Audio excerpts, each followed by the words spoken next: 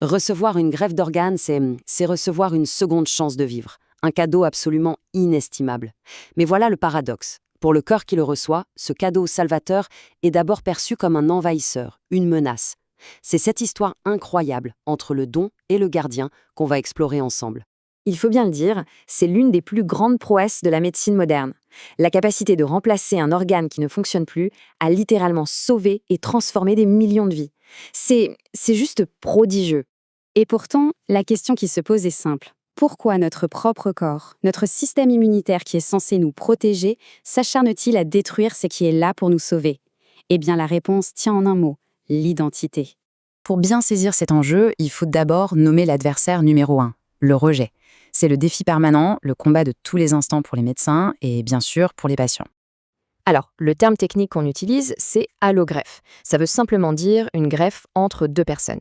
Et le mot vraiment important ici, c'est différent. Nos codes génétiques ne sont pas identiques et c'est précisément là que tout commence. Avant de plonger dans la mécanique du rejet, il faut faire un petit détour, comprendre comment notre corps fait la différence entre ce qui lui appartient et ce qui est étranger. C'est un peu comme un système de sécurité interne ultra perfectionné. Et les agents de ce système de sécurité, ce sont les antigènes HLA. Il faut vraiment se les représenter comme une sorte de carte d'identité moléculaire, unique, qui se trouve à la surface de quasiment toutes nos cellules. C'est notre signature biologique.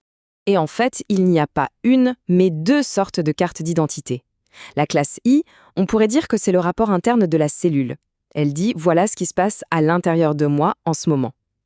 La classe 2, elle, c'est plutôt le rapport d'un agent de patrouille qui dit « voilà ce que j'ai trouvé dehors ». Et chacune de ces cartes va alerter une unité d'élite différente de notre police immunitaire, les fameux lymphocytes T. Bon, alors concrètement, que se passe-t-il quand notre système immunitaire tombe sur une de ces cartes d'identité qu'il ne reconnaît pas? Il y a en gros deux scénarios d'attaque. Le premier scénario, c'est la confrontation directe. C'est simple et brutal. Des cellules immunitaires du donneur, qui sont en quelque sorte des passagers clandestins dans l'organe greffé, présentent fièrement leur carte d'identité étrangère. Nos lymphocytes T les repèrent immédiatement et lancent l'assaut. C'est ce qui provoque le rejet aigu. La deuxième voie, elle, est plus sournoise, plus indirecte. Nos propres cellules immunitaires ramassent des débris de l'organe greffé, les analysent et les présentent comme des preuves de la présence d'un intrus. Ça déclenche une réponse beaucoup plus lente, mais à long terme, qui mène à la fabrication d'anticorps qui vont, petit à petit, endommager l'organe.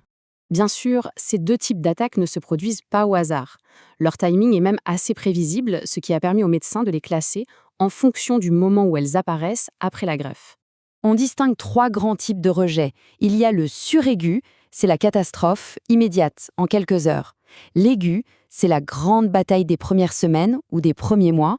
Et enfin, le chronique, là, c'est une guerre d'usure qui peut s'étaler sur des mois, voire des années. Heureusement, il faut le dire, la médecine a fait des progrès de géants.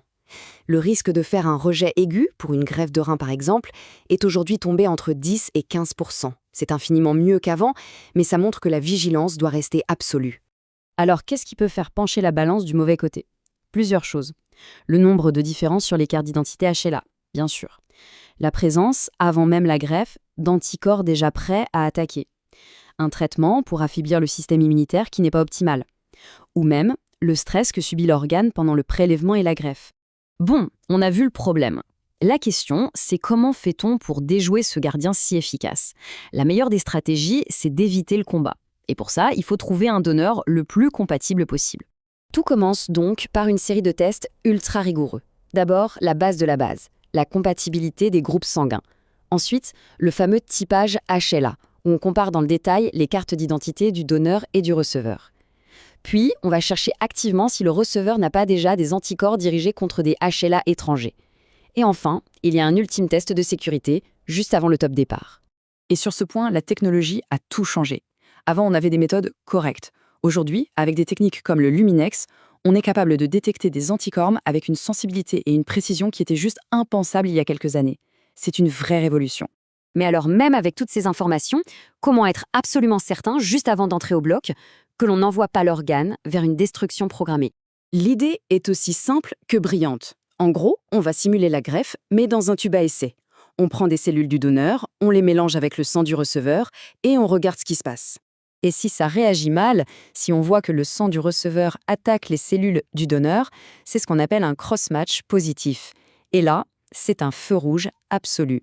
Un no-go formel, la greffe est annulée, purement et simplement.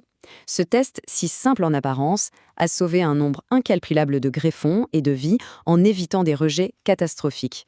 La greffe a eu lieu, tout s'est bien passé. On pourrait croire que le plus dur est fait. En réalité, pour le patient, un nouveau chapitre commence, celui de la surveillance immunologique à vie.